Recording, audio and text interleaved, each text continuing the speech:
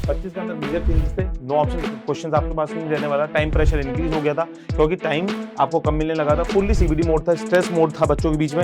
Want के अंदर की मैं बात करूंगा तो आपसे match the following type of questions पूछे जा रहे हैं, मतलब कि एक ही क्वेश्चन के अंदर तुम्हारे को 4 क्वेश्चन सॉल्व करने हैं। पेपर भारत का सबसे बड़ा पेपर बनने की रोक कर रहा है वो। आपको बहुत ज्यादा सीरियस होना पड़ेगा, बचे हुए टाइम के अंदर अपने आप को पूरा 100% देना पड़ेगा।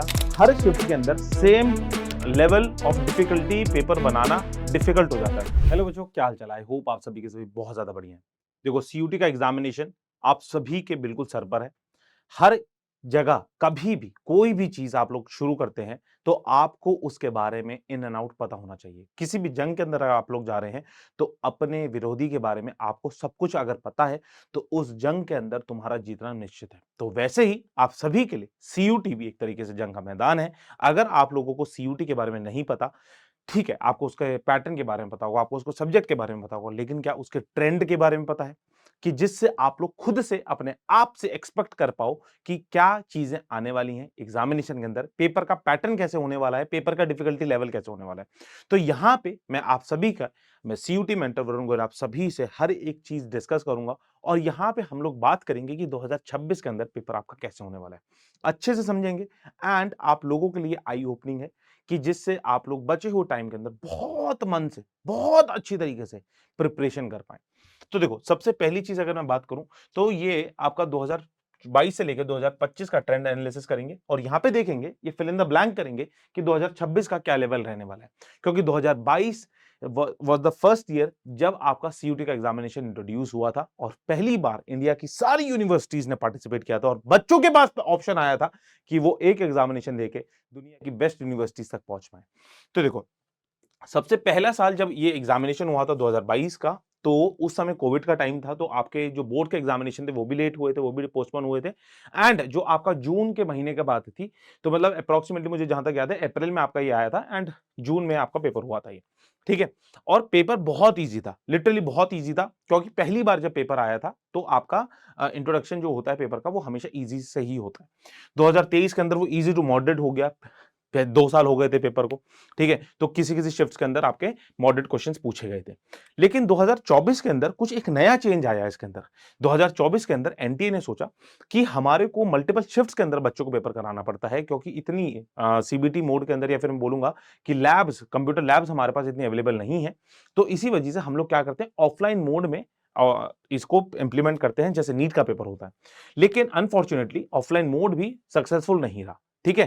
क्योंकि उसके अंदर फायदा क्या था कि नॉर्मलाइजेशन का सीन ही नहीं था। जितने भी मैक्सिमम जो स्टूडेंट्स पेपर भरते थे, जैसे कि लैंग्वेज का हो गया, जीएटी का हो गया, हिस्ट्री का हो गया, या फिर लेट्स से केमिस्ट्री का हो गया, फिर मैथ्स का हो गया, जिसमें ज्यादा संख्या होती थी स्टूडेंट्स की, तो वो एक ही दिन पेपर होगा, एक ही शिफ्ट के अंदर पेपर होगा और सभी एक ही बार पेपर देंगे बैठ के।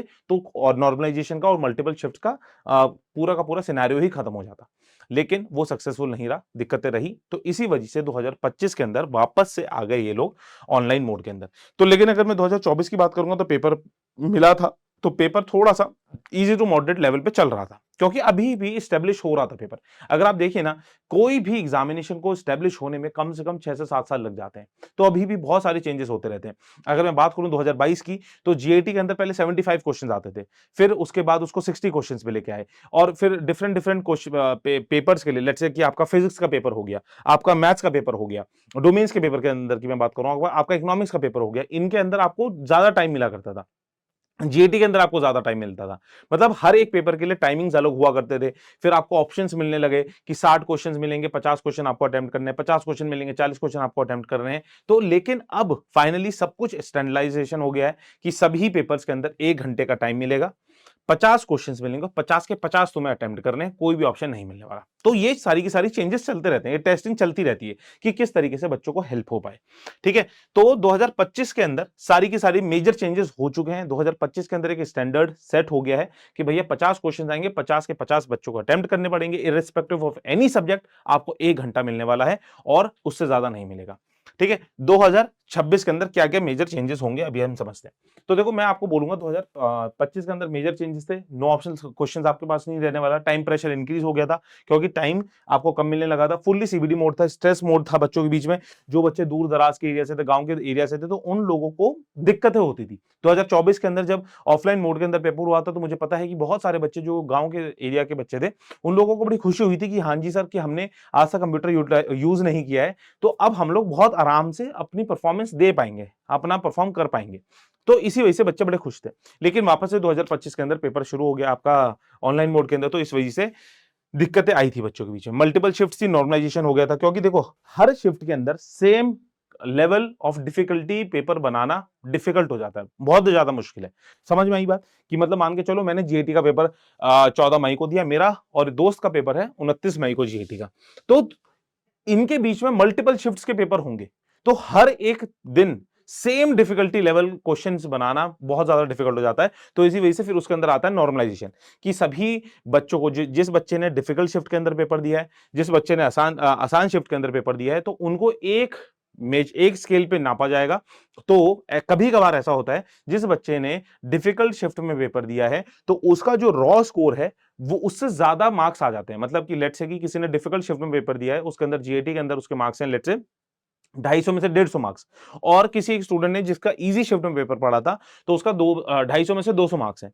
तो यू नेवर नो कि जिसने 150 मार्क्स स्कोर किए ना डिफिकल्ट शिफ्ट के अंदर, उसका नॉर्मलाइजेशन होने के बाद ना उसका 210 205 स्कोर पहुंच जाए, और जिसने इजी शिफ्ट के अंदर 200 मार्क्स स्कोर किए हैं तो यू नेवर नो कि उसके 200 मार्क्स 190 195 पहुंच जाए, मतलब कि डिक्रीज हो जाए। तो वो अलग फॉर्मुलेज लगते हैं नॉर्मलाइजेशन के। अगर आपको चाहिए नॉर्मलाइजेशन के ऊपर कोई वीडियो तो मैं नॉर्मलाइजेशन के ऊपर एक वीडियो ले आऊंगा, ठीक है। तो पूरा का पूरा पैटर्न अलग चलता है। तो इन सारी चीजों को हटाने के लिए 2024 का पेपर आया था, लेकिन अभी नॉर्मलाइजेशन हो रहा है, ठीक है। तो यहां पे ये सारी की सारी चीजें हैं। अब मैं आपको बताना चाहूंगा कि देखो मेन गेम है आपका 2026 का। 2026 के अंदर आप सभी का स्टैंडर्ड पेपर है, सभी को एक ही लेवल का पेपर देना है, और आपके पास क्या है, क्या बोलते हैं कि अब परसेंटाइल ड्रॉपर्स भी हुए हैं इसके अंदर, परसेंटाइल ड्रॉपर्स भी हुए हैं। मतलब क्या हुआ कि अगर मैं बात करूं 2024 के अंदर हमारे जब सीयूटी पेपर के अंदर 22,000 प्लस स्टूडेंट्स आए थे जिनके 100 परसेंटाइल थे, लेकिन 2025 के अंदर सिर्फ और सिर्फ 2800 के बच्चे ऐसे हैं जिनको 100 परसेंटाइल मिले हैं। तो मैं इसी तरीके से मैं बोलता हूं, इसी वजह से मैं बोलता हूं कि बेटा सीयूटी को बहुत ज्यादा सीरियसली लेना शुरू कर दो। बच्चे भी बढ़ रहे हैं, अगर अभी आपके आकर मैं दिखाऊंगा यहाँ पे नंबर ऑफ स्टूडेंट्स भी बढ़ रहे हैं। यहाँ पे 2025 के अंदर आपके 13.5 लाख बच्चों ने दिए थे और लगभग अब 15 लाख बच्चे दे रहे हैं। बच्चे भी बढ़ रहे हैं, नंबर ऑफ परसेंटाइलर्स भी गिर रहे हैं, 100 परसेंटाइलर्स भी गिर रहे हैं। सीट्स कॉलेजेस के अंदर उतनी फिक्स दी हैं, सीट्स नहीं बढ़ रही हैं। तो आपको समझ में आ रहा है कि पेपर किस तरफ रुख कर रहा है। पेपर सबसे बड़ा इंडिया भारत का सबसे बड़ा पेपर बनने की रुख कर रहा है वो। आपको बहुत ज्यादा सीरियस होना पड़ेगा, बचे हुए टाइम के अंदर अपने आप को पूरा 100% देना पड़ेगा और अपने मॉक्स लगाने शुरू करने पड़ेंगे। अगर मैं थोड़ा सा और इसके अंदर इन डेप्थ में बताने की कोशिश करूं तो पहले क्या आया करता था, डायरेक्टली आपके ओल्ड एनसीईआरटी से क्वेश्चंस पूछे जाते थे, फटाफट डायरेक्टली क्वेश्चंस। आप प्रीवियस ईयर क्वेश्चंस देखेंगे तो आप देखेंगे कि डायरेक्टली क्वेश्चंस पूछे गए हैं। मैथ्स के भी अगर मैं क्वांट की बात करूं, क्वांट भी बहुत आसान पूछी जाती थी, लेकिन अब धीमे धीमे धीमे धीमे क्वांट के अंदर भी बहुत सारी चीजें चेंजेस कर दी गई हैं। अगर मैं डोमेन सब्जेक्ट की बात करूंगा तो डोमेन सब्जेक्ट के अंदर केस बेस्ड क्वेश्चन पूछे गए हैं, एजर्शन बेस्ड क्वेश्चन पूछे गए हैं, एप्लीकेशन बेस्ड क्वेश्चन पूछे जा रहे हैं। क्वांट के अंदर की मैं बात करूंगा तो Assam match the following type of question पूछे जा रहे हैं, मतलब कि एक ही क्वेश्चन के अंदर तुम्हारे को 4 क्वेश्चन सॉल्व करने हैं। समझ में आ रही है चीजें? तो मैं आपको डरा नहीं रहा हूं, दिस इज द रियलिटी कि 2026 का पेपर भी ना देखो इजी टू मॉडरेट तो नहीं बोलूंगा मैं, ठीक है, या फिर इसको भी मैं इजी टू मतलब लिटिल बिट इजी, तो क्वेश्चंस थोड़े तो आएंगे लेकिन मॉडरेट से लेके मॉडरेट टू डिफिकल्ट लेवल पे मैं ले जाने की कोशिश करूंगा। क्योंकि देखो पेपर ना अब देखो एनटी भी बहुत ज्यादा सीरियस हो गया है। अगर आप देखेंगे हर साल लास्ट मोमेंट पे चीजें आती थी, लेकिन एनटी इस साल हर चीज बिल्कुल अपने प्रोसेस से करने की कोशिश कर रहा है। तो मुझे जहां तक लगता है उन्होंने इस बार कुछ ही शिफ्ट्स के अंदर पेपर डिफिकल्ट बनाया होगा। आपको करना क्या है सर, मेरा क्या काम है सर, आप डराओ मत, मुझे बताओ करना क्या है। आपको इस समय पे बैठ के सिर्फ और सिर्फ मॉक्स देने, ठीक है, मॉक्स दो, एनालाइज करो, है ना, एनालाइज करो, उनको रिवाइज करो, ठीक है, और फिर उनको क्या करो, रिपीट करो। एनालाइज करो, रिवाइज करो, फिर उन्हें रिपीट करो। यही आपका पूरा का पूरा ढर्रा होना चाहिए बेटा, यही आपका पूरा का पूरा क्या होना चाहिए, ढर्रा होना चाहिए। That's all.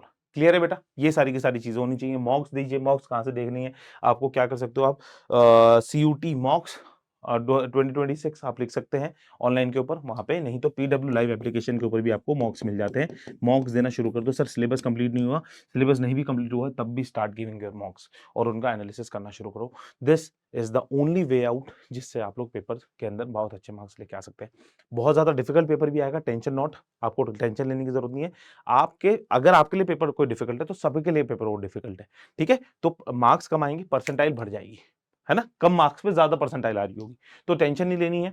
हम लोग बातचीत करते रहेंगे। आपको कोई डाउट है कमेंट बॉक्स के अंदर मुझे बता सकते हैं। एंड जो ये वाला टेलीग्राम चैनल आप सभी को ज्वाइन करना है। कोई डाउट हो, कोई दिक्कत हो, कोई परेशानी हो तो यहाँ पे हम लोग डिस्कशन करते हैं, काउंसलिंग भी करते हैं, बच्चों की हेल्प भी करते रहते हैं। एंड किस तरीके से लास्ट के बचे हुए दिन के अंदर बच्चों को अपना मनोबल बढ़ाए रखना है और अपनी काम को, अपने टाइम को फिक्स रखना है, तो इन सारी चीजों के बारे में हम लोग डिस्कशन करते रहते हैं, ठीक है? Till then bye bye, take care students, thank you, God bless you all. And आगे बढ़ते रहें, पढ़ते रहें एंड अपना काम करते रहें। वरुण गोल साइनिंग ऑफ। हर हर महादेव, जय Hind, God bless you all.